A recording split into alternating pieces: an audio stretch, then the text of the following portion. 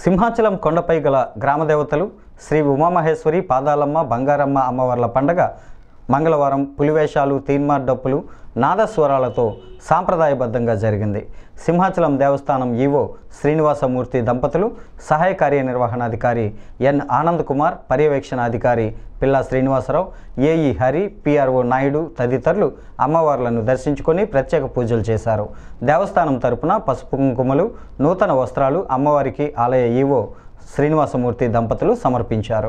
ఆలయ కమిటీ ఆధ్వర్యంలో సాయంత్రం అమ్మవారి అనుపమోత్సవం వైభవపేతంగా జరిగింది. పండుగను పురస్కరించుకొని మధ్యాహ్నం 3 గంటల నుంచి అప్పన్నస్వామి దర్శనాలు నిలుపుదల చేశారు.